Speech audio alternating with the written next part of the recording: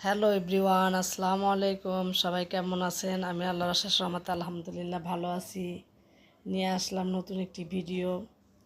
সন্ধ্যার সময় যেই বৃষ্টি নামছে, তাই চিন্তা করলাম মেয়েকে কী নাস্তা দিব। তা হঠাৎ করে মনে পড়লো যে মেয়ের জন্য একটু কাঁঠাল রাখছিলাম, গত বছর রাখা হয়েছিল কাঁঠালটা ফ্রোজেন করে। আমার মেয়ে আবার এমনি কাঁঠালটা পছন্দ করে না। ও কাঁঠাল ঘরে আনলে অনেক চিলাচিলি করে যে গন্ধ সহ্য করতে পারে না, কিন্তু পিঠা বানাই দিলে সেটা ঠিকই খায়।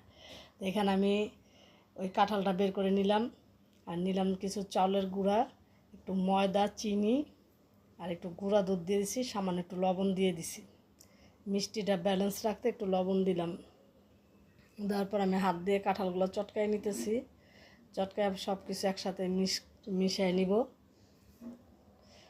আর এই সময় বৃষ্টিটাও হইতেছে, অনেক ভালো লাগতেছে। আমার বৃষ্টিটা অনেক ভালো লাগে, সন্ধ্যার পর বৃষ্টি হলে আমার খুব ভালো লাগে বৃষ্টি। আর টিনের যাদের টিনের বাসা, যে উপরে টিন সেট, দেখা যায় টিনের উপরে যে বৃষ্টির পরে আর যে শব্দটা হয়, সেই শব্দটা আমার খুব প্রিয় একটা জিনিস। কিন্তু আমরা তো যেহেতু বিল্ডিংয়ে থাকি, আর সেই শব্দ উপভোগ করব কিভাবে? গ্রামে যারা থাকে তারা দেখা যায় যে ওই উপভোগটা করতে পারে।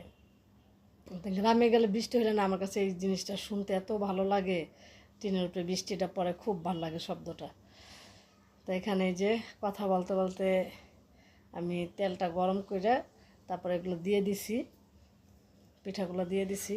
তাই মেয়েটা এইভাবে বানাই দিলে ওর খুব পছন্দ, এইভাবে বানাই দিলে। কিন্তু এইভাবে কাঁঠালের গন্ধ সহ্যই করতে পারে না একদম। তাই আমি বললাম যে চা দেওয়ার আগে এটা তৈরি করে দিয়ে দিই। এক এক আমি ভাইজা নিতেছি।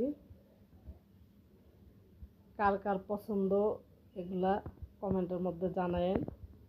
আর আমার এই ভিডিওটা ভালো লাগলে আমার চ্যানেলটাকে সাবস্ক্রাইব করেন, বেল আইকনটা টিপ দিতে ভুলেন না, লাইক করেন, কমেন্ট করেন, বেশি বেশি শেয়ার করে দিন যে যেখান থেকে দেখতেছেন। সন্ধ্যা হইলেই মনে হয় কি যে কী নাস্তা দিব মেয়েকে, টেনশন লাগে। আর আমার মেয়েটা এমন যে নাস্তা না দিলেও নাস্তা না খেয়ে পড়তেও বসবো না। তাই এই জন্য মেয়ের জন্যই তৈরি করা হলো। তাই একে একে আমার সবগুলো পিঠা ভাজা হয়ে গেছে। আর এর মধ্যে আমার ছোট যা আইসা আবার আবার বুট তৈরি করছে। ও বৃষ্টি দেখে বুটটা তৈরি করছে, তো সেটাও দিয়ে গেছে।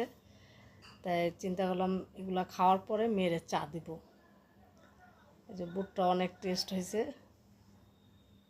তাই আজকে পিঠা আর বুট দিয়ে আর চা দিয়ে সন্ধ্যার নাস্তা করলাম। আল্লাহ হাফেজ।